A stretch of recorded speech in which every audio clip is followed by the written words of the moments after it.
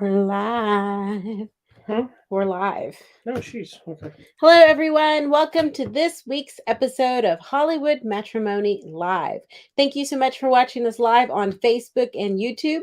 Don't forget to go find us on the Instagram and Twitter. Go like, share, subscribe, tell everyone you know, tell your friends, tell your family. Yeah. Wow. That's very loud, sir. Very loud. All right. Right now, I'm going to go share because that's what I'm supposed Well, to we're waiting do. for people to join us. I'm going to go share real fast. Here we are. We're waiting for 3 people to join us. Yes, I am. I sent them a message. Okay, right now, share. We have a variety of things to talk about. So many things. I never really do my thing, so I may have to do this while we're talking. Oh, do you want here? I highlighted the winner. Yeah, I know. So you can kind of check it. So not only are we going to talk about some movies, we're also going to talk about our picks and chooses from the Oscars last week, and of course the boring show that was the Oscars. So boring. To see, Nothing happened. yeah, nothing really happened, but we'll discuss it anyway. You know, trying to make the best of a boring situation. Yep. So. It's like, why is there a tissue there? But it's my tissue, I'm sure, because you don't ever use tissues. Because you're the piggy lady. I know. Anyhow, okay, friends, let's see. Where do we want to start, my friend? Because we've got a variety of movies to talk about. Go ahead. Well, where should we start? Wherever you like. Can we just start with that? Sure, why not? I'm just going to go in this order. Throw it up there, sister. All right. So the first movie we're going to talk about today is The Contractor, starring Chris Pine, who some of y'all may remember from. Is this her? Yes. Top one? Okay. Yes. You've highlighting 2 people there. Oh, I meant the first one. Okay. You may remember from a little Star Trek film. What else has Chris Pine done that most people Nothing know? Apparently. He's been all kinds of crap. Okay, well, I just remember that. Now, this is a more mature Chris Pine in the movie The Contractor. And it's about a man who's a contractor. Not the kind with military the tool, contractor. not the kind with the tool belt, the military That's kind. right, a military contractor. All right. So the story starts off where Chris Pine has sustained some injuries. He's doing all he can to stay fit and healthy. Not necessarily great things that he's doing, but trying to stay in the game. And basically, the army cuts him out. He's gone. And so now he has to go find work because he's dishonorably discharged and he's lost his pension and benefits. So he's got nothing. And his family's struggling. So he decides to take this contractor job. And that's when things go awry. And we should know that because who shows up? That one guy you always tell me? Oh, Ben Foster. Ben Foster shows up. This is like their 3rd movie together. That's when you know things are going to go. If you haven't seen Hell or High Water, that movie is awesome. Where they play brothers that are bank robbers with Jeff Bridges. And then they also did another one, The Finest Hours, I think it's called. I saw that. Anyhow, so what did you think? I think one of the things that I think was astonishing to you is we got a little gray-haired Chris Pine in this one. I just said he's finally starting to look like he's 80. So he can come back and be older, middle-aged Captain Kirk before he turns into what's his name? Anyhow, so what did you think? Give me your thoughts on this one. I actually thought it was a pretty good movie. My biggest issue with this movie, and this is one of those things, it's hard for me to judge because of my hearing issues. But the sound mix on this movie was not good. This is that one. This is the one that was kept going, whoa, whoa, whoa. It sounded like almost if you took the sound effects music from Dune and you put it in this movie that had nothing to do with that. It was the bass and the reverb stuff is just way too loud. Yeah. In the midst of a bunch of mumbling dialogue. Mm-hmm. So it was hard to some kind. I thought it was me at first because of my hearing issues. So I was like, and I couldn't watch it with subtitles because there was a screening link it didn't offer them. But you said the sound was loud. The music was loud at some parts. Yeah, I came up and turn it up, turn it down, turn it up, turn it down, because it was blaring, trying to hear it. Yeah, part of the music was really good because they were playing like some classic rock and stuff. But then in between some of the scenes, the non-music stuff, like the filler music, not the songs. Yeah, it was loud for no reason. It wasn't even like build up. Did we get a final cut, or was this like? Yeah, I'm pretty sure there was a final cut, but actually, as a whole, the movie mixing. I think is actually pretty good. Yes, it's a decent story. It's not something we haven't seen before. It has. It's not a really. It is action heavy, but it's not an action heavy movie, if you will. It's not. it's an action movie, but not. It's a drama. But it's more of like a action drama, action thriller kind of thing. Who done it? Yeah, it's got. The. I do think this might be one of Chris Pine's best performances. Really? Because he wasn't. Excuse me. It wasn't just the action stuff. There was a lot of emotional stuff and mental stuff. There, maybe even some PTSD mentality in there for sure. He's dealing with a lot. That whole thing of when you don't have a war as a soldier and all that's taken away from you, what do you do? Yeah. And he's trying to go into legitimate contract work because there's a lot of contract work out there that's not like security shady, guard things. But he goes into this thing and people betray people, and then it's like who's behind it and who's alive, who's dead. There's some decent shootouts. Most of them they're good, they're well done, but they're not really super standout in my opinion. Like nothing, they're not something we haven't seen a billion times before. The couple of fight scenes we had, which you missed one of the big ones because you left the room, was when they were fighting in the sewer. Yeah. And he's beating all the guys up. I'm glad I missed it. Those fights were actually pretty good, but there's still a good few of them too. It's a decent movie. It was actually better than I thought it was going to be. Okay, well, good. What did you think? I liked it. I thought it was fine. I think it was your generic military double cross, triple cross, quadruple cross kind of movie, trying to figure out, who did what, and then fighting back for justice. Yeah. It's one of those typicals also where they get sent in, and of course the government disavows their existence in this mission. It's a black ops which mission. Every time somebody gets on that mission, somebody's going to get screwed, and someone's not coming back.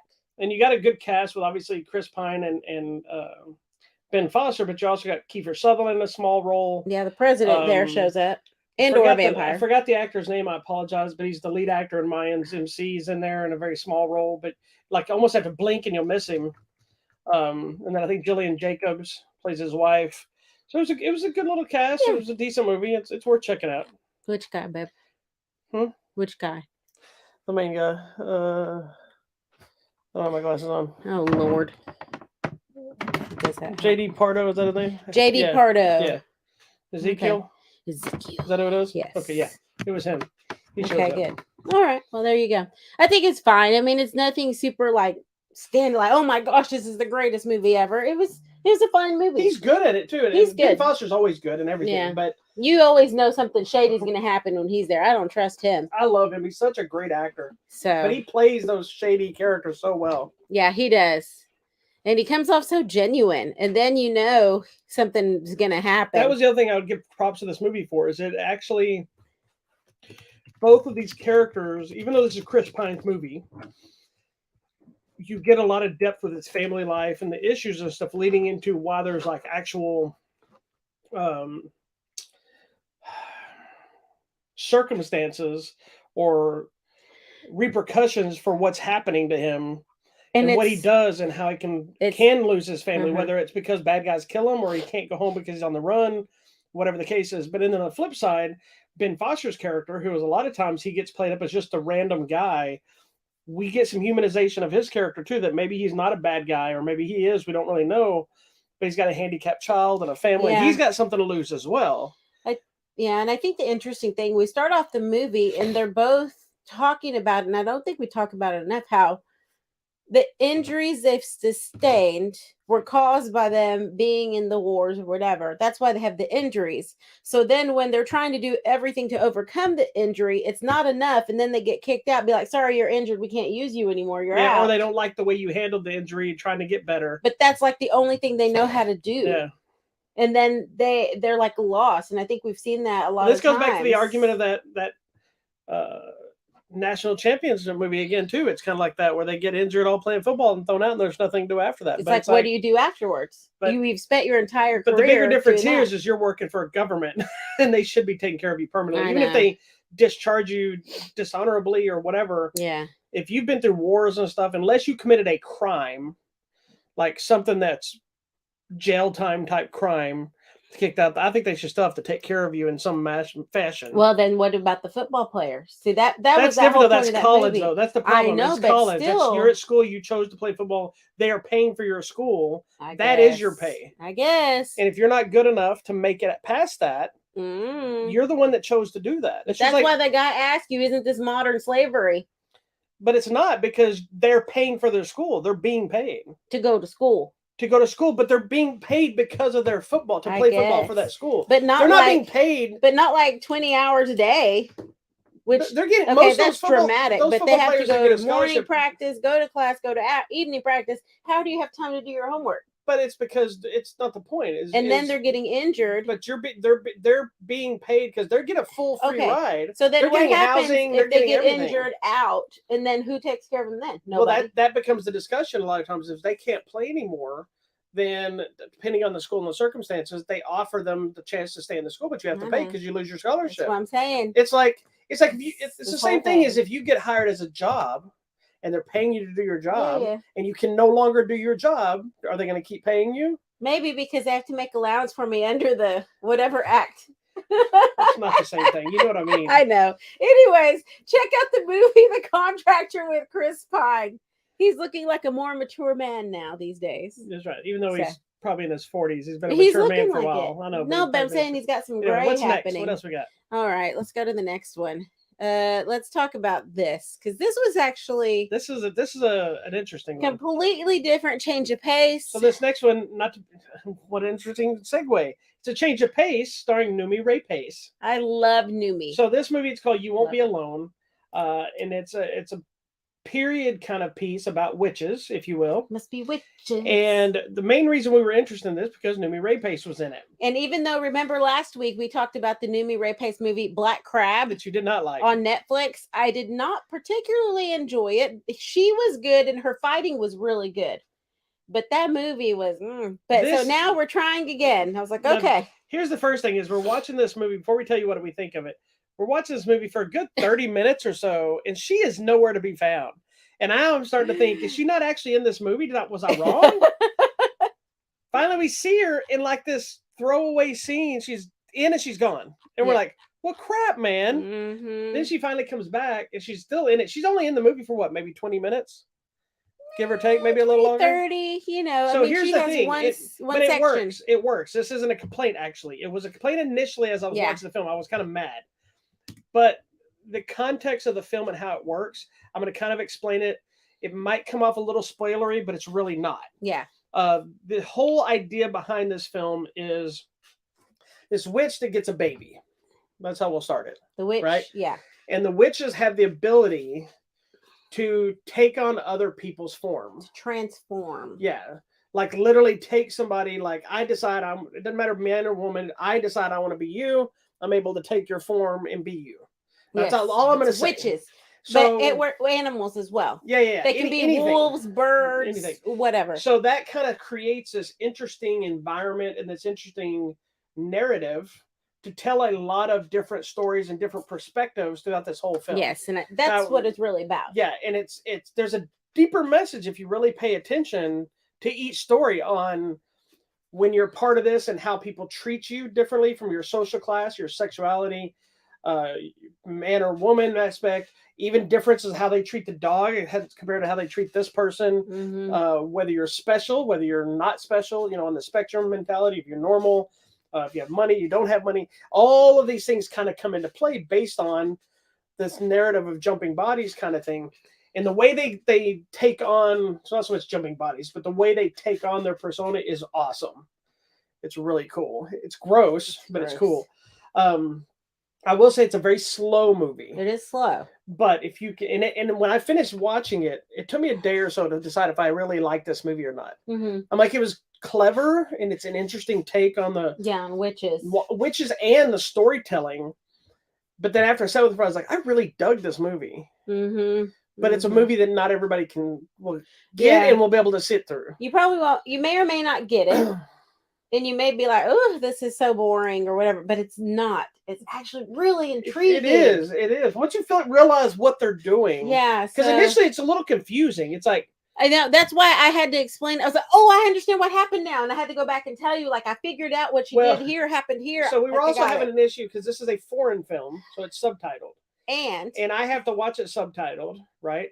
And because I have to watch everything subtitled now because of my hearing. But this was totally foreign. This is subtitled because everybody had to watch a subtitle unless you spoke whatever language, which I'm assuming Swedish again. I don't know. but it was a streaming link, and so because it wasn't connecting really well, all the subtitles were blurry. Every once in a while, you get it clear when I'm like, okay, I So got it. I was opening it on my laptop while it was playing on the TV, so I could read them clearly sometimes. Sometimes. And then you'd have to kind of decipher some of the dialogue because you couldn't see it very well. It was a little frustrating, but it had nothing to do with the movie. No, but you know what? It was actually an interesting way because I find it intriguing that you don't necessarily need language to understand film sometimes. And I think this was one of those by just watching what was happening. So you need it initially to understand just the first thing, but by watching it is how I figured out what was going on. So you have this older witch who curses this young girl essentially into becoming a witch, right? I'm feeling like, why would she do this? Was it to have a companion or someone to do like menial tasks for her? I almost feel like it was someone to take her place at some point in her life. But I feel like they don't die. Well, that's what I'm saying. I think it's that the companion mentality, but to be her later. Yeah. And we never get to that point really, but correct. And then I'll come back to the old witch lady, but the young girl sees how the lady takes on different forms, and so she tries. She doesn't really teach her to do it. She just figures it out. She watches because the old witch lady's really mean to her, and anytime the young girl tries to talk to someone, the witch just comes and kills him because he's like, "Hey, can't tell anybody we're witches. Leave my people alone." So very jealous situation. What I found intriguing about the movie was the young witch girl. I don't know what to call her. The witch girl wasn't necessarily good or bad. She had no choice in the matter. Well, she was also kind of special. I think she was because she grew up. Not that she was, I think, born special. No. I think because she grew up in an environment where she didn't really talk. There was no language. There were no skills taught to her. She was kind of abused. She was abused by the older lady. You know, and like, so she was just kind of like, one minute she loves her, next minute she beats her. And they were just foraging and wandering the world. I mean, there was no real education was savage. For her. Yeah, she was savage. She's kind of savage. So, but she wasn't a savage in a way like she sees somebody and jump on them. She was just like, you know, like that somebody that's discovered America for the first time or civilization. And like they see you suddenly and they're like, yeah, like you're brown, you have shoes, all these different things they've never seen before. So as she takes on the different lives, this becomes so intriguing. You know, like she becomes a young girl at one point, and their family loves this girl, and she's like, oh, this is great. This is an awesome life, until she's forced to get married. And then she's like, ugh. And then another time she takes on the role of this wife. We finally get to Numi Rapace.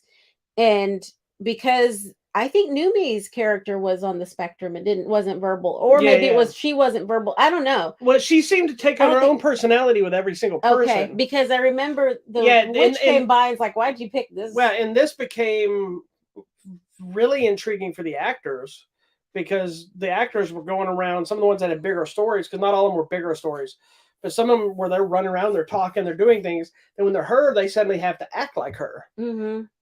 Confused and lost and looking around, and the Numi Rapace's life was sad because her husband was like so abusive to her. Yeah. And then she's like, the men, you know, and so you hear her internal dialogue because Numi's character isn't verbal. Most of her dialogue is internal. And she's like, oh, what it would be like to be a man. So then she becomes a man and she's like, hey, whole nother sets of this issues is the too. life. Yeah. And it's interesting what you were saying, the way people are treated. Like Numi is special on the spectrum, nonverbal, but they beat her and treat her like she's dumb. But then later on, there's another boy who's treated as if he's special, and he's so coddled, and all the women are taking care of him, and like, oh, it's okay. And that's when she's like, oh, to be a man, and that's what stuck with me throughout all this. It was the same thing when you see the dog; everybody's loving the dog. Yeah, she was the dog one time. Everybody loved the dog. She's like, oh, this is the life, and I just thought it was such an interesting look into how we treat different people in society. Yeah. All through a witch. You know, I mean, the movie's dirty and kind of gritty, but so good. It is strange. It's not super violent, but there are some pretty gory moments. There's some blood and guts. So, but not like splattering blood, but there's a lot of blood on when they have it. It's a lot of it. Yeah. It's not throughout the movie all the time, but it is reoccurring, if you will. Yeah. And I'm trying to say it without giving away what they're doing. And then at one point they find the witches. And then later on, kind of towards the end, the old witch lady's like, why are you doing this to yourself? Because like she's got it, like they're never going to accept us no matter what form you're in because we are what we are. And it's not fair because the lady cursed her essentially. And then we see that the curse just kind of continues on and on. It's like a never ending curse thing. Yeah. So it has an interesting twist ending. And yeah. they And go so with then it, I'm like, are we treating witches badly? Or like, I'm sorry. You concerned with the way you're treating the witches? Yeah, no, but it's interesting. We treat people who are different.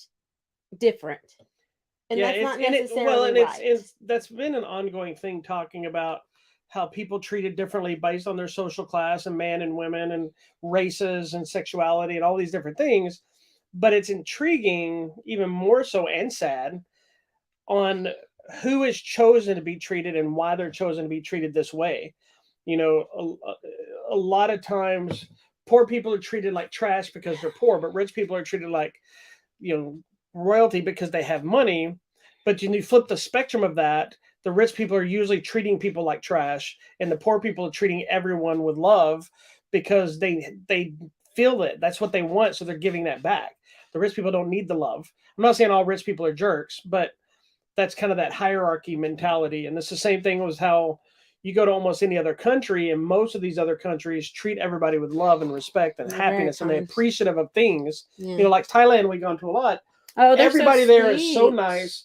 And because tipping and kind of things are not expected there, they're very appreciative if you give them anything, and they try to not take it. Mm-hmm. Like you have to force it on them sometimes. Where here, it's just the opposite. Is like, why didn't you give me this money that I didn't really deserve? They'll be happy with $1. Man. Yeah, and it's the same thing. Like even when they were having, we've talked about it here before, but over there when they were having strikes, labor disputes, government uprisings and stuff, they still took time to stop on certain days and holidays to take a break and love each other because of the country. And then the next day they went back to their discussions and their arguments and their fights. And it's weird and kind of foreign to us because we turn on each other. Well, and I think too, what's very obviously dealt with in this is how you treat people who have some sort of a special disability or mental disability or on the spectrum or what, nonverbal or whatever you want to call it. It's so like blatant there how we do that. And you remember there was this thing going on that like how it was a meme or something about how we try to teach people who are autistic or whatever how to get along with everyone else instead of teaching us who supposedly we think we're normal how to get along with them. Yeah. You know, but even so, what I've noticed in other countries is they treat their people better than we do. They care for their people more than we do. You sometimes, know? Yeah, but I know what you mean. I mean, you don't put them in a home. Oh, you're talking about like in our family. But no, but I'm thinking even like one of my cousins in Guatemala is nonverbal and she's never spoken, but she's like the sweetest thing, but she can't take care of herself, and so my cousins take care of her. Yeah. And it's just like she's the cutest crazy thing world, ever. Man. She gets so excited to see people. She's like, yeah, well, that's sweet. It's a weird thing. But this movie is actually deeper than it makes it. If you just watch it and just let it play out, you may miss it. And I like that they have cool witch claws and talons. It's a deeper story there. It's really good. It's not exciting. It's you have to focus on it. It's one of those you need to sit down and just watch it. You need to not be distracted. I want to watch it again when I can read it again. Yeah, like you don't want to be distracted by other things. You don't want to because there's I had to really pay attention. Nuances, so but at the same time, I could completely understand if somebody watched it and said, "I hated that movie. It was so boring. I didn't like it." I would get that. I would totally understand it. It's slow. It's a slow dialogue movie. It's one of those for you to kind of decide for yourself. Anyways, we recommend You Won't Be Alone. Yeah. Okay. Next, where do we want to go? It's not scary at all, by the way. It's not. You want to go here just to mention it, and then we'll go there. Whatever. Okay. Or do you want me to talk about mine? I'm saving it for last. Okay. Okay, next. This is a quick one. We were on Netflix like, hey, what should we watch? Look who's back. We're like, hey, there's a new Jeff Foxworthy special, and this one's called The Good Old Days. That's basically you might be a redneck thing. His good old days. Correct. This is now Good Old Days. It was a fun little special. I liked it. He's so funny. He cracks me up. Because I wasn't sure because I haven't heard from him in years. I know he's been still doing stuff, but I haven't really seen stuff ever since, when they exploded with him and Ron White and Larry the Cable Guy, and they were all together doing stuff, and then they had the TV show and the House of Gravy and all that stuff. The House of Gravy. I love House of Gravy. I know at some point you do that. If you've never seen the House of Gravy, go look it up. It's a skit in their old. What was that show they had? Oh my gosh! Blue Collar, yeah. Whatever. I think it was on. Was it on UPN or CW? I don't know. I think it was UPN back then. Wow. Fun fact: What's that? Ashley Eckstein, who was the voice of Ahsoka on Clone Wars. Yes. She was the one that was always playing the little girl cheerleaders and stuff on that show. Oh, that's so Anyway, funny. I wasn't sure, being from the South and whatever, if we were going to get a lot of anti-mask, anti-vaccine, or anti that kind of rhetoric. Mm-hmm. But to be honest, he made some jokes about all that kind of stuff, but it actually was still really good. I really enjoyed it. Yeah. I thought it was really good. Somebody else commented on him the other day, and I guess his whole bit about participation trophies and stuff, and how they didn't think it was relevant. It's like, so relevant. I'm like, you have no idea. This whole crap is relevant. But his special was funny. I really enjoyed it. I thought it was really good because he does talk about COVID. He does some funny jokes about his wife, which is just like the opening bit is probably the best. Gosh, about how she doesn't stop talking, and yes. And then the whole shutdown was he does not have the capacity to have to visit or to speak with his wife at a ongoing thing for being in lockdown. And then them packing for vacation, because he's like, I'm gonna be gone for 3 days. 3 pairs of pants, 3 pairs of underwear, 3 shirts. Let's go. That's you. You literally count. I need 3 shorts. I need 3 shirts, and then do one extra outfit just in case. Not me. I do exactly what his wife did. You pick out outfits, make sure you have matching jewelry, shoes, purses, accessories, and then the just in case stuff. I have the medical bag, the first aid kit, an umbrella, a raincoat, big coat, sweater. I do that, and I gotta stop. It's horrible. And that's why every time we're going anywhere to pack, someone has had to have purchased a scale to weigh her bags to make sure that things. I never have to weigh my bag because I already know my bag's half empty. No, I weigh my bag every time. Anyway, it was a funny special. If you hated Jeff Foxworthy before, you won't like this one either. But he's such a nice man. How could you hate Jeff Foxworthy? I don't know, but he's funny. Well, some people just don't like that comedy. Is he too country? Maybe we're country. I don't know. Are we country? We're in Texas. I guess so. Country. Anyways, check it out. It's on Netflix now. All right, we're going here. All right, this one was kind of funny because they were promoting this. Really heavy over the last few weeks, and everybody thought it was like an April Fool's joke. Oh, because they were posting. What's the name of the movie within the movie? Something Beast. Oh, Cardinal Beast. No, I'll go find it. Something Beast. Anyway, they kept showing screenshots from the movie and posters, and so everybody because it's like part 6 with their filming. So everybody right thought this was just like an April Fool's gag. The battle Cliff Beast 6. Cliff Beast. So in this movie, they're making the movie Cliff Beasts Part 6. So what this movie is about, which is actually very topical and really hilarious in my opinion. Crazy. It's got a great cast, but the whole premise is a Judd Apatow movie, and the premise is they're trying to make a film, this Part 6 to this series, Cliff Beasts, during COVID. So they're in what they call the bubble, which is this hotel/studio place where everybody is on lockdown there. They're tested to avoid being contamination from the outside world. It's basically the bubble is what is a real thing. The bubble is what became studio sets at the time of COVID when they started making movies. The sets became these bubble things, and people weren't allowed to leave as much. People couldn't go back and forth. There was ongoing testing and masks and different rules and regulations. That's like, I don't know if you saw the whole thing where Tom Cruise snapped during Mission Impossible filming because somebody got exposed and he lost his crap about you're costing people money because you're not doing what you're supposed to be doing. And we're supposed to be in the bubble. So anyway, that's what this movie's about. But they're making this big, epic action science fiction movie with flying T-Rexes and all this stuff. So there's like green screen stuff and all kinds of crap. And then there's like the inner working issues of the actors' issues with each other and relationships and the studio. Can you imagine if you're one of the, like, if there's someone you're locked down with you cannot stand?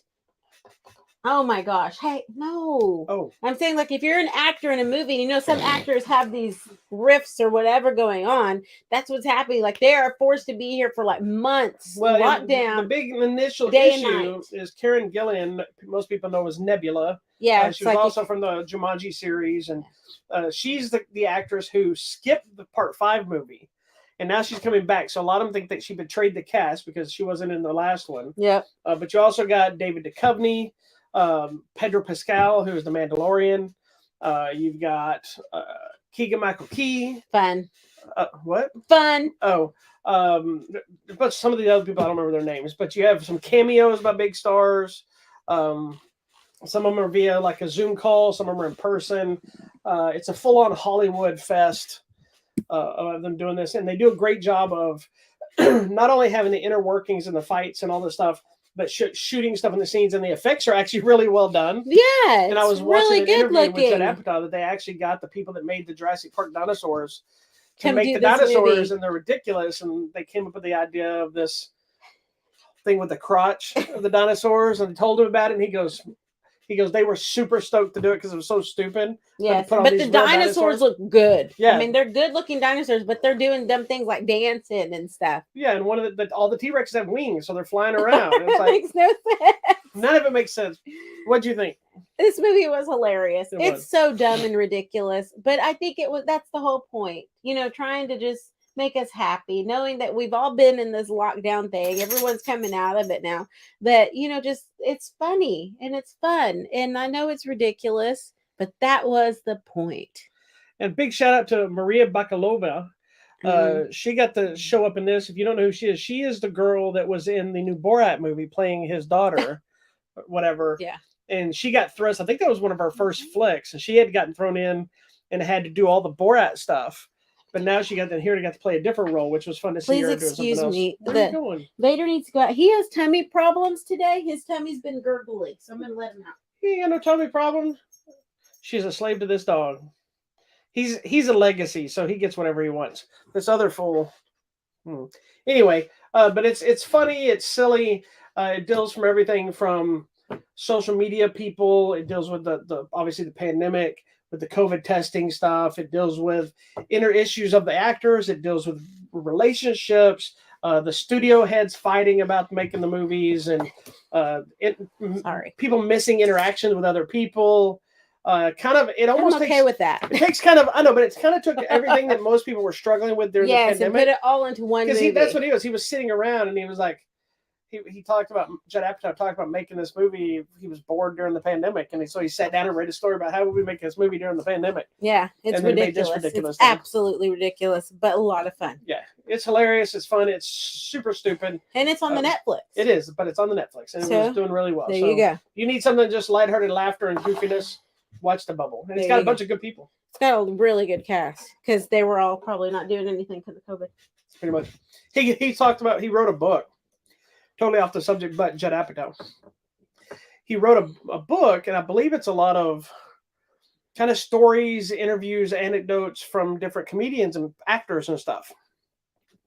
And he was talking about, asking me, well, how did you get this? He goes, well, I did most of it during the pandemic. He goes, so I was messaging me. He goes, I know you're not doing anything. That's so the way to do it. He goes, you can't get away from me. I know you're just sitting at home. Oh my gosh. Anyway, it's on the Netflix now. Check it out. Okay. Sounds good. What else we got? We got one more to talk about. I guess it's the big movie of the weekend. Number one movie of the weekend, which is Morbius. Sadly, she wasn't able to see it. Things just weren't aligning for her to go, but I did get to see it. And you may be hearing, this is one of the movies that kept getting pushed back and pushed back and pushed back. Then there were stories of some reshoots. And then after Spider-Man No Way Home came out, there were rumors about new shots coming in. And then if you look at the trailers, there is some hints to some Spider-Man connections. So if you don't know the history of Morbius, the book itself is Morbius the Living Vampire. And the character is Dr. Michael Morbius, who has like some kind of blood disease or blood thing where he's very weak, he's brittle, can't walk right, and he's trying to find a cure. He's a scientist, and he uses vampire bats. It cures him, but it gives him powers and side effects. Typical superhero story. But he's not really a superhero. If I remember correctly, and he started off as a villain. Well, this is one of the Oh, movies. sorry. Really? Sorry. He started off as a villain in Spider-Man. I believe that's where he started. Then he kind of became an anti-hero. I remember reading, it was in the 90s, I believe. There was a Morbius the Living Vampire series that I read. It was a newer one. And it kicked off because of the story arc called Rise of the Midnight Suns, which was the Night Stalkers, Blade, Ghost Rider, all that group of people. Yes. Right? And Morbius was in that storyline. So I started reading his book because of that. And it was a really good book. What are you doing over there? I'm checking something. I'm okay. I'm just making sure. Anyway, so this movie is a take on that character. There's been a lot of people trash mouthing it, saying it's not good, it's bad, and there's connections to Spider-Man in the trailers of whatever. And so, what are we getting? What are we not getting? I'm gonna be the unpopular opinion, and I'm gonna say this movie was actually fun. I like the movie. Was it close to the book? Have you read the book? I'm sure you have. Okay. Did you listen to anything I just said? That's why I asked what the hell you were doing. I Because I knew you were not listening. I'm listening. What did I just say about Midnight Suns? That you liked it. It was really good. That's not what I said. I don't know. This is what happens in our daily life as well. I just said I read. Oh, you read it all. The people at home are looking at you like you a nutcase because I just told you the whole setup with Blade and Ghost Rider. I remember Blade and Rise of the Midnight Story, and they said made me read their story. Book. Yeah. And when I said it made me read his book, you're like, oh, okay, cool. Then your next question is, but was it like the character? The next question is, did you read the book? Was it like the book? No, it's not like the book because it's its own thing. But the origin stuff is pretty close. Pretty close. Does he look like he does in the book?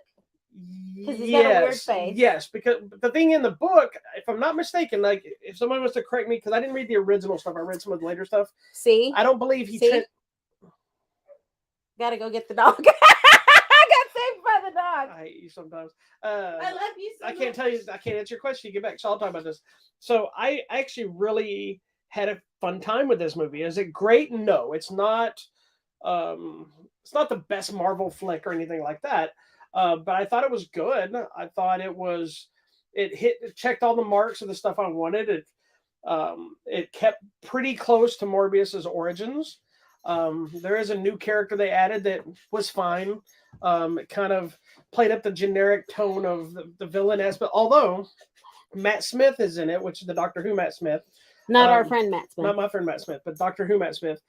Although I wasn't a fan of his character in the movie, he looks to be having the most fun. And he's been what a lot of people have been praising.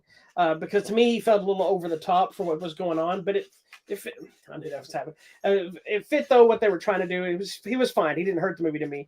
I thought Jared Leto was great as the character. He gets into everything he does. Well, he loves vampires and looks like one. Who doesn't? He looks like one. He does, right? Because he has kind of this whole...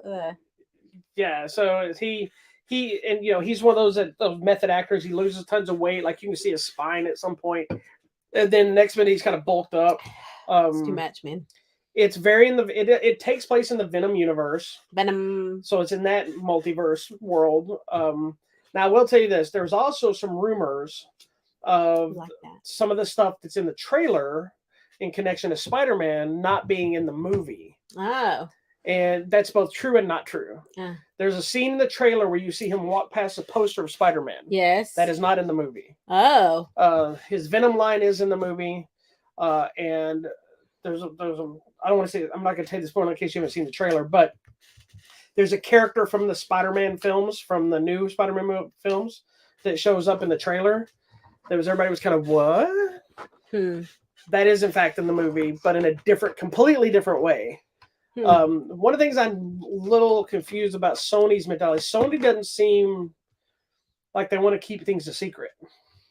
Like they don't seem to mind spoiling stuff. I hate that. Like, because some elements of there's two mid-credit scenes. One's a little bit in and one's a little further out. Both of them are connected to the same thing. They're really weird on what they are connecting because it's clearly setting up where they're trying to go with this, with the Venom, Morbius, Kraven the Hunter that's coming. I'm assuming all of that's connected, but it was a little strange on how they put it together, and I can't explain it without telling you what happens, and I don't want to spoil that because it isn't like, hey, that's cool, but I like the movie. Now the thing with his looks of the character, his face, I don't, in the book, if I'm not mistaken, once he turned, I don't think he turns back.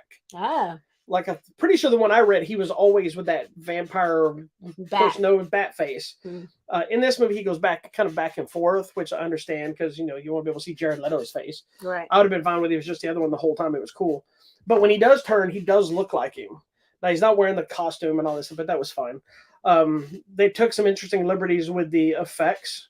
Somebody was asking me, somebody was asking me what was the significance of this after the screening because they knew I'd read the book. And I was like, I have no idea. I think just to look cool. So it could be. And it's probably one of the more violent ones. without any blood. You know, like there's stuff with him like slashing throats. Yeah. But because it's PG-13, there's not blood spraying. You know, that's good. So those I enjoyed it. people. I actually think you're gonna like it quite. That's a what bit. I was gonna ask because I love me some vampires. I know, and I think you'll like this quite a bit. There may be a couple of things that you'll be like, but this isn't normal vampire mythology. Correct. You have to understand that It's he's bats. not a vampire. It's bat. It's because it's like a blood thing. It seems more bat because it looks like in the trailer he has like sonar or whatever. He does. So he's He more has sonar, bat characteristics than vampire. His strength, his sonar. He can technically fly. But his flying seems more like he catches waves. It's not like flying like Superman. Gotcha. Catching air. Huh? Catching air. This movie. If you hate the Venom movies, you'll probably hate this movie too. Venom. If you're one of those people that just hate things as soon as somebody says it sucks, then you're gonna hate this movie. Because that seems to be the MO of most people. Is like, as soon as somebody says this movie sucks, then everybody assumes it sucks. Yeah, it sucks. And then it sucks because that's your mentality. I hate that, and they never saw it.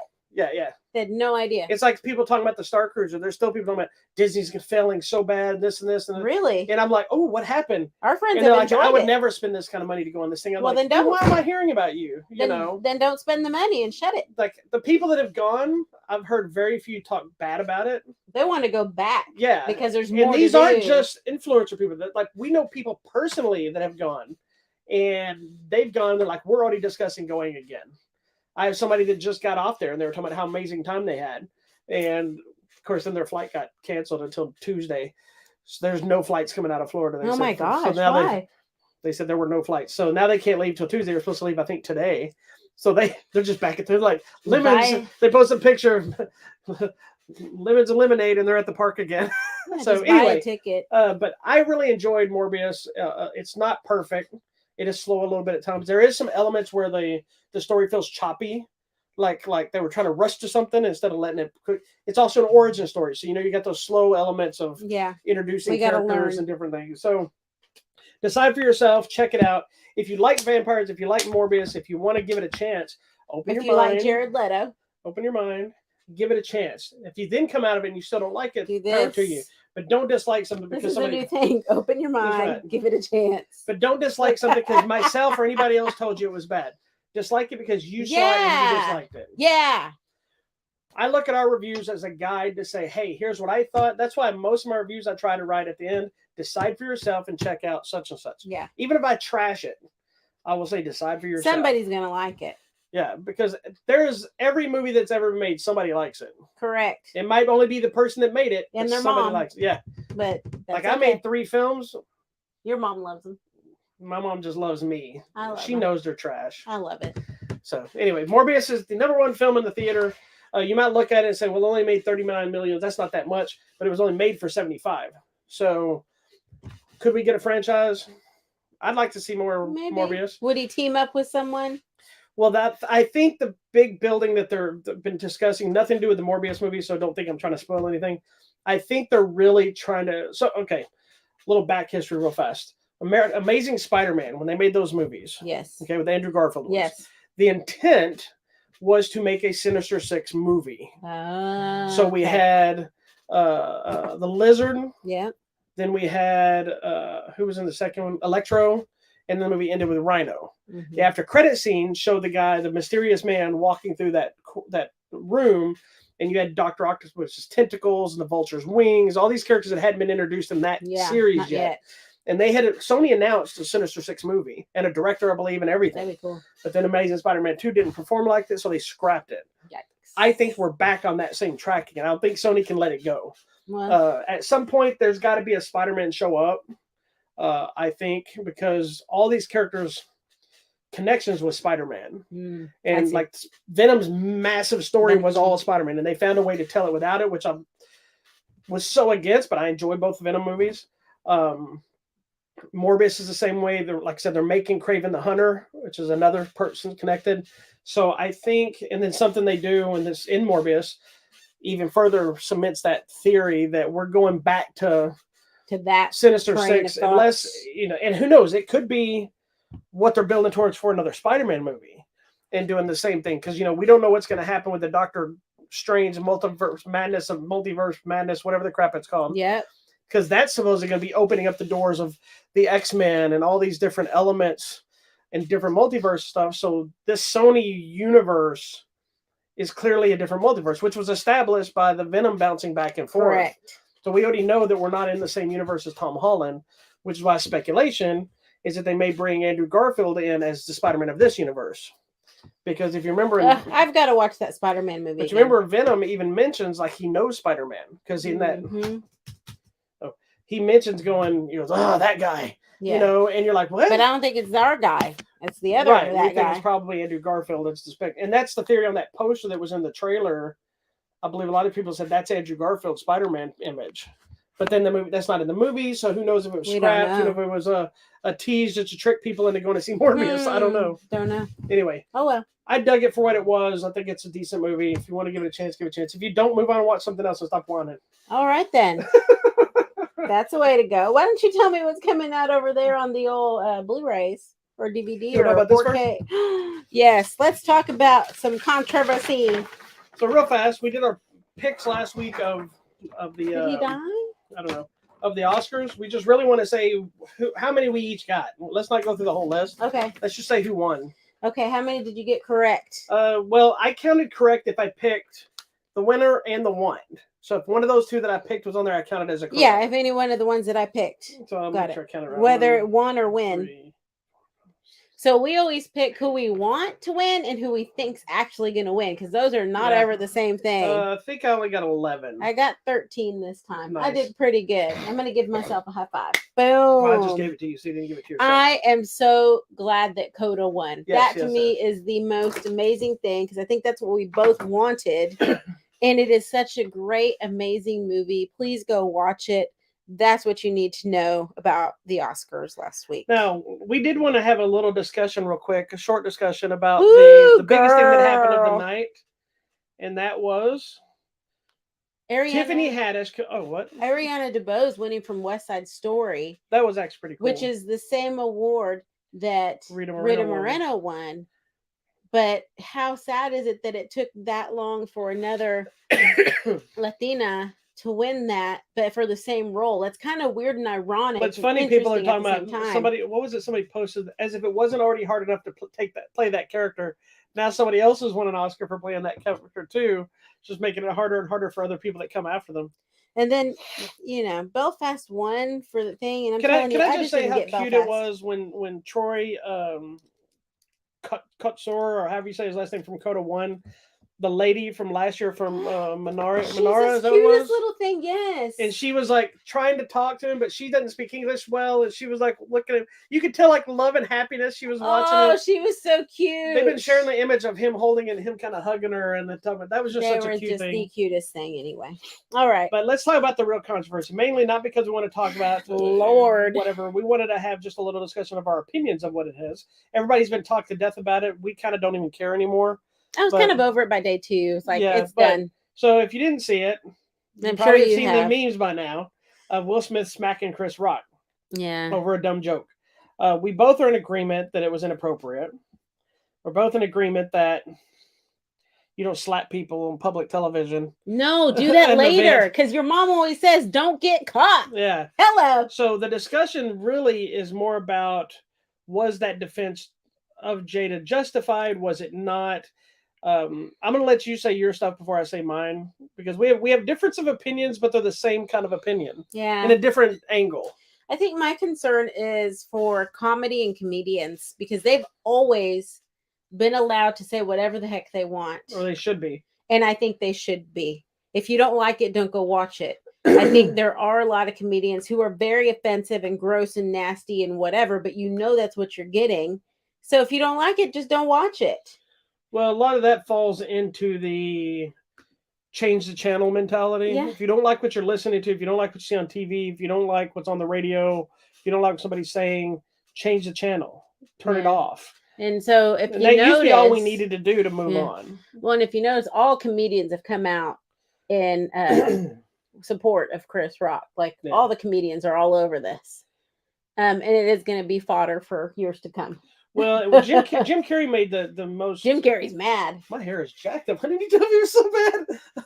I look like a supervillain. He's mad, y'all. Well, what's interesting is he made a valid argument about, outside of the obvious of, it's just not appropriate to walk up there and how took away from everybody else's nights. There were so many big moments that happened in the awards category, between Coda and between West Side Story, but then Questlove winning an Oscar for documentary. That is so cool, y'all. So many different things that were so big, but then this is the only thing anybody's talking about. But what I found more intriguing was him talking about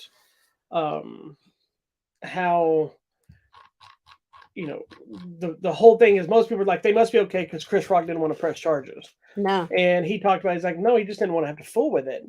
He goes, if it'd been me, the next day there'd have been I've been suing Will Smith for $200 million. And it's setting a precedent of behavior and mentality of what's okay and what's not okay. He goes, all because he said words. And it goes back to the whole sticks and stones, breaking around the words can't hurt you mentality. And like, you feel the legitimacy of Will Smith, not Jada, Will Smith's pain of how he may feel about someone talking about his wife.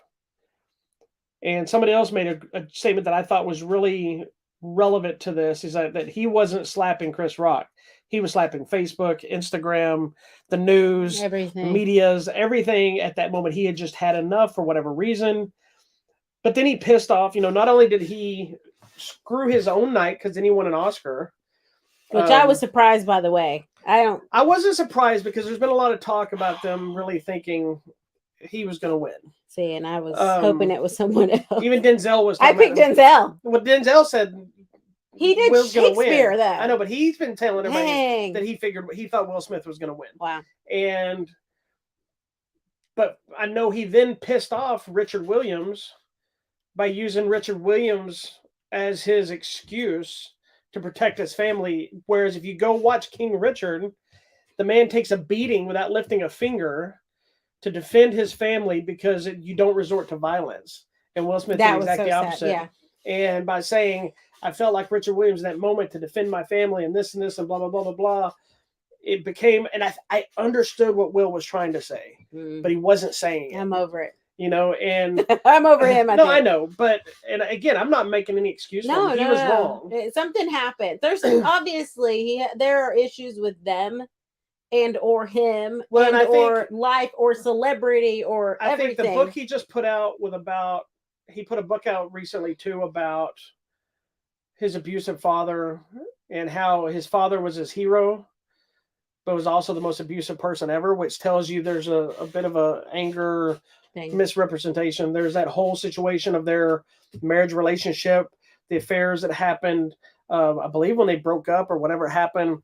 There's always been the rumors of their open relationship and all this stuff. And people had already had some issues with Will Smith. And I think he took a lot of flack from the Red Table Talk when Jada was telling the stories about their relationship and her with the other guy. And a lot of people thought Will Smith looked like a punk. Mm-hmm. I didn't feel that way. I felt like that's a man who loves this woman at the time, loves this woman, is willing to listen to her, the issues that they had, and they're working through them to try to be a better couple at that moment, as opposed to she's making you look like a bitch, which that wasn't the case of the stories.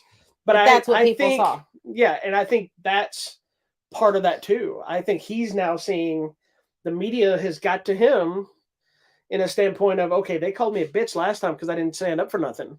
So now I'm standing up. I would have even had problem if he'd been it's inappropriate, but if he'd yelled his same yelling from the table and didn't get up, everybody had been like, what?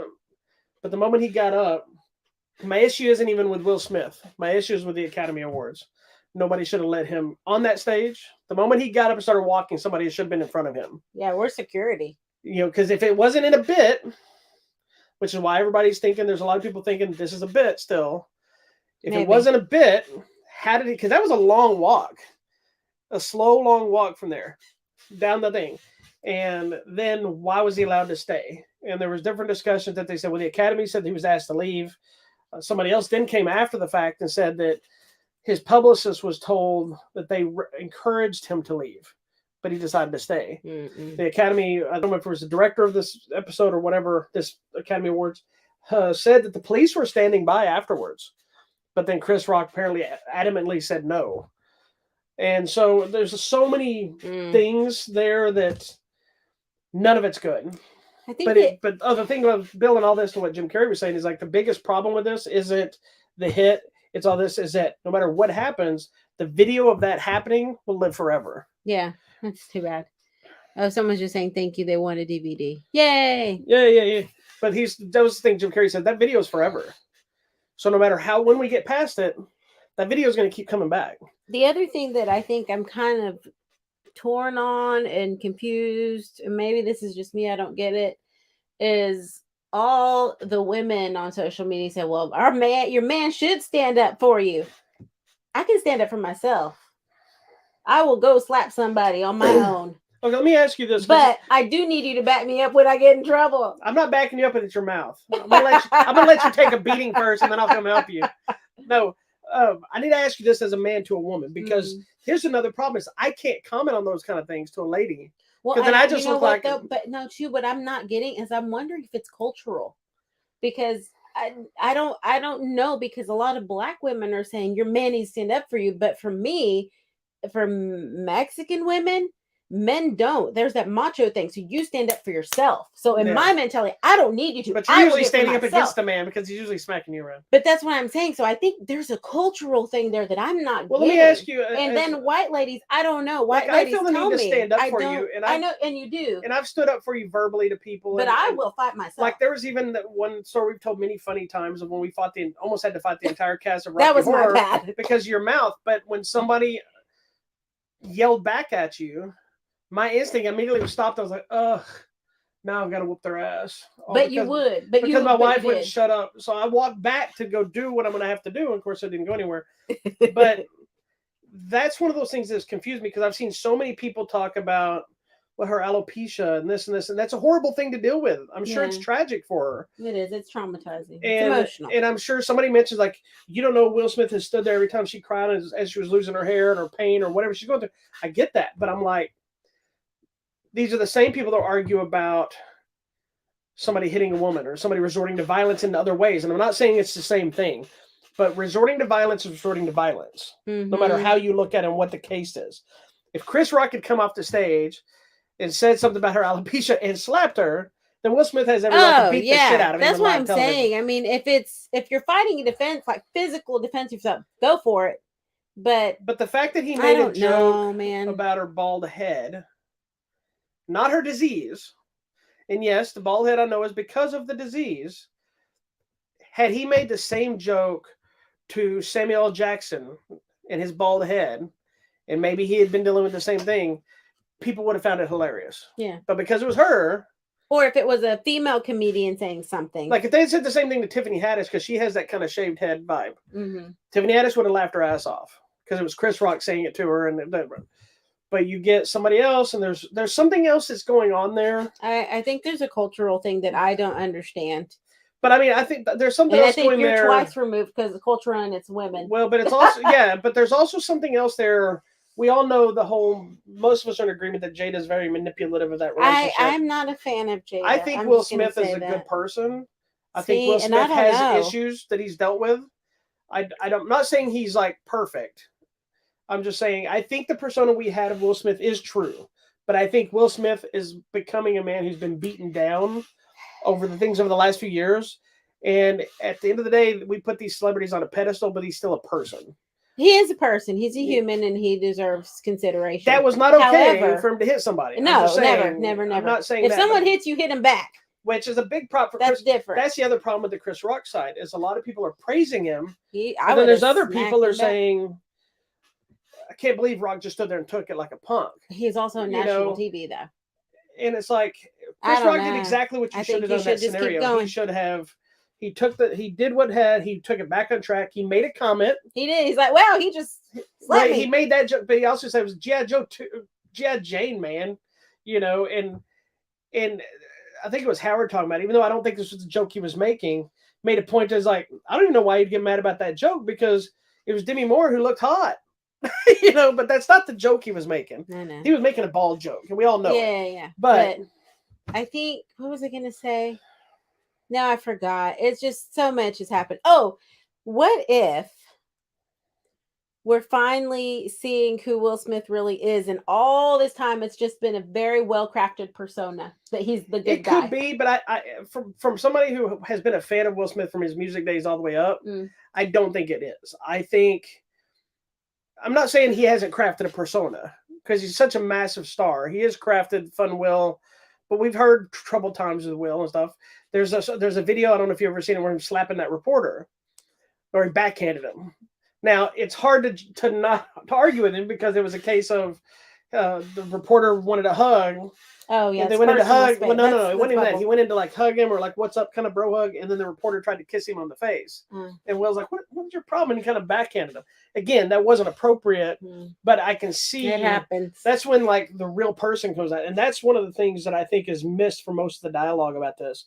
Is anything that happens to any of these people, Mel Gibson, him, any of the people, Johnny Depp, whatever the case is we always look at them as celebrities, as powerful people, and we always forget that there's still a human in there. Human beings. And they make stupid decisions. We they all make mistakes. Bad choices and do dumb things. There's situations where you get in an argument at a bar, you punch somebody in the face, and as soon as you punch somebody in the face, you're like, shoot, I just messed up. Bar fight. That was what that was, in my opinion. That was Will Smith. Whether you believe the story of he was fine with it because he was laughing until he realized Jada was upset and it pissed him off, which could have been the case. I could have been laughing thinking it was a silly joke, and I look over you and you're almost in teary eyes, or mad about what has happened, and then I'm now mad because you're feeling something. Yeah. And I'm like, I can't let this slide. You're talking about my lady, Yeah. And it's the wrong place. It was the wrong thing to do. It tarnished his relation. Well, now he's losing work because of it. Well, he's tarnished his reputation. It's potentially screwing us out of another Bad Boys movie, which bums me out because I really want to. But it'll pass because it's Hollywood. It's always going to pass. But do I think it's as bad as some of the other stuff they made? No, I think this is a case that it should have been backstage. Him and Chris should have had it out, figured it out, discussed it, deal with it themselves. I don't think it's our business. What I do have a big issue with is how it's been reported. Because it was reported Will Smith punched Chris Rock in the face. He didn't punch him. He slapped him. The report of Denzel, Tyler Perry, and Bradley Cooper console Will Smith. I don't think that was the case either. I think they were over grabbing him and say, "Bitch, you need to calm down." And shut up. Denzel didn't tell him the devil comes from him because he was supporting him. He was telling him, "You're about to screw up. You're about to screw up everything you've been doing by this one stupid thing." You listen to Denzel. He's like, "Get it together." Whatever Denzel tells you, you do. That's what he was telling him, and I think a lot of people took that as they were supporting Will Smith. Like they were diffusing a person who had done a really, really stupid thing. Yeah. But that's nice, at least, that he had some support, I guess. But who's supporting Chris Rock back there? Well, that's the thing. We were not back there. We don't know how many people grabbed Chris Rock. Wanda Sykes did. That's what I'm saying. She came out and she's like, "What just happened?" Yeah, we don't know how many people grabbed Chris Rock. We don't know about Chris Rock was back in the back screaming, "I'm going to whoop his ass." We don't know what happened until everybody got backstage. Poor thing. And he's not ready to talk about it. It was bad for Will as well to be going to the after party and dancing and singing his own music and partying. That just made it look awkward, bad. Turtle. That was a bad decision just for publicity. Visual. Because of the sympathy crying he had in his speech, I didn't believe it at all. And that's what I said. I'm like, this is such That's fine. Bull. I think he believed it. I think it was I'm sure true. He did. No, I think it's true. I just don't think he said the right thing. I think he latched onto something that's not, because I think something's happening upstairs. Yeah, I think he needs help. And that's okay. But I think he should have left that and gone home and disappeared. And just, maybe made his apology, made his comments, but not showing up at parties having a good time like everything's okay. But Chris Rock not only has done his sales for his tour have skyrocketed. Yeah. So it's gone bad for Will, but it's gone really good for Chris. Watch him. And they said that not only has he made some statements about it at some of his live shows, he hadn't really talked about it, but I think he made one like, "Well, how was y'all's weekend?" Excuse me. He did shut down a hater at a show yelling about Will Smith. He told him, because the guy was like, "Will Smith." And he's like, no, we're not going to do that. Because I think Chris Rock, I've heard, has had his own issues. Yeah, everybody does. We all do dumb things. That's the thing. But when I think too, the problem is when you're a celebrity and you're on national TV, it's way bigger than me punching some lady in a bar. I mean, it's bad either way. But unless you're a celebrity punching somebody at a bar, then you're even more now trouble. I'm checking to see when is Chris Rock coming near us. The other funny thing is somebody was interviewing Mel Gibson Oh, for the Father Stu movie, Mel Gibson gets and into some trouble he's too. gone through this kind of thing really bad, still suffering through it a little Yeah, bit. people still will not. And they started asking about Will Smith, and he kind of laughed like, "Oh, I don't really want to be involved in this," and they shut that interview down. It was like no, they're like, okay, thank you, Mel Gibson, for coming on the show. And like, he's like, I'm not going all there. right, so we'll wrap it up at that point and move on. Anyway, he's not going to be anywhere near Oklahoma even. Come It's on. still early in the tour, so Okay. he's Well, got no, that. this is through the. Well, he's got a tour supposed to be going with, unless it was just one show with him and Chris Rock. This is Chris Rock, babe. I mean, Chris Rock and Kevin Hart. Excuse me. Oh, I would totally. I don't know if they're doing that. one show or if it was a tour together. Okay. They're probably doing a small one because of COVID, like just in the general California area and stuff first. Okay, tell me about what's coming out. All right, so this week we have a movie called Vicious Fun coming out that looks like it's some kind of violent, possibly comedic. The latest version of Scream, the new entry that's coming out to Blu-ray and DVD. It's already also available on Paramount Plus if you want to check it out. I watched it just the other day. Something called Desperate Riders with Tom Berenger and Trace Adkins is coming out. Okay. The Long Night, which we talked about on this show too, which is the one about the cult people, whatever, which we're also giving away on our website at HollywoodMatrimony.com. And some collection called, I don't know anything about it, just want to read it out loud. My mental choices are completely interfering with my school romantic comedy. Complete collection. Okay. I have no idea what that is. Don't care. It just sounded funny. Interesting. Those were the big things. All right. Coming out at the theater or online tomorrow for one day only. This may be near you. It's a documentary called The Case for Heaven. It's a journalist who explores life after death after his own brush with death. So could be interesting. The Case for Heaven. Coming out Tuesday on video demand and digital. This is interesting. It's a movie called Vicious Fun. That's what I just said. Oh, well, it's coming out Tuesday on video demand as well. Oh. So let me tell you more about it. It's about this guy who is look at David Cook. Yep, David he writes for a horror magazine. A horror magazine. But he gets stuck in the support group for serial killers. Nice. So that's what's going to happen. So that'll be cool. I am interested in that. Okay, Thursday, coming out on Netflix. It's the documentary Return to Space with Elon Musk and the SpaceX engineers trying to get astronauts to the International Space Station. There's another one-day only movie that might be near you. It's called High Expectations, and it stars Kelsey Grammer. It's about he is a soccer coach, and he has to cut his own kid from the team, and their life is kind of a mess. So his kid's trying to prove himself to his dad. High Expectations. Then we get to Friday, coming out nationwide, the movie Ambulance. This is the one with Jake Gyllenhaal, where he and his brother are going to like rob a bank or something. Not his real brother, but yes. We don't know, his military brother, maybe. Yeah. They're going to rob a bank because someone's ill and they need the money to take care of them. And you've seen the trailer, things do not go as planned. The Michael Bay movie, so a lot of explosions. I'm expecting some explosions. Also coming out to Netflix is this movie called Metal Lords. This is going to be hilarious, and I want to watch it with you. It's about these two kids that want to start a heavy metal band, but all of their friends like listen to Bieber and pop music, and they're like, "No, does no one know this?" So they're trying to recruit members for their heavy metal band. That's awesome. So it's going to be fun. Also coming to Netflix, I will watch this for you because you're not going to. It's called Dancing on Glass. It's about these ballerinas. One of the ballerina is ill, so someone comes in to take her place. And of course, there's jealousy and intrigue. Dancing on Glass. Did you not find? No, I didn't. Okay, then let's see what else. Let's go back up. Then the big one of the week. That's not even the one I was going to ask about, but okay. Sonic the Hedgehog Part 2. Someone here has already seen it, so we will be talking about that. Do you think we need to watch the first one to remember? Yes. Okay. Remember where we left off? Yeah. Okay. Oh, I want to see that so bad. This one? Yes. It's limited release now. This one is what I was fixing. Oh, here it is. Coming out to Prime Video. I skipped this. Thanks, babe. It's called All the Old Knives. It's about a CIA agent discovers that the names of 100 agents have been leaked. Once again, starring? Chris Pine. And a bunch of people. And Michelle Williams. Oh, I like Michelle Williams. We have it if you want to watch it. Okay, cool. And I think that's kind of it. Stuff. That's kind of the big things coming out. If you haven't seen the first Sonic, watch the first one. I mean, you can figure out what's going on. But just part of the fun is the buildup of everything that happens in the first movie to continue on. Does Jim Carrey have his cool mustache? He does have the big mustache. Like Nice. that was a big thing, which we talked about. But in the first movie, he has that little mustache. Mhm. It's a big one, but it's like small. But Yeah. the character in the game has this big, Yes, gigantic one, and he has it in the new movie. nice. I think that'll be fun. So that's what's I can't wait happening to tell this you week. about the crowd that I had at Sonic. It was so fun. Oh, I'm glad. Vicious Fun looks pretty cool. Yes, add it to your list. That's right. Okay.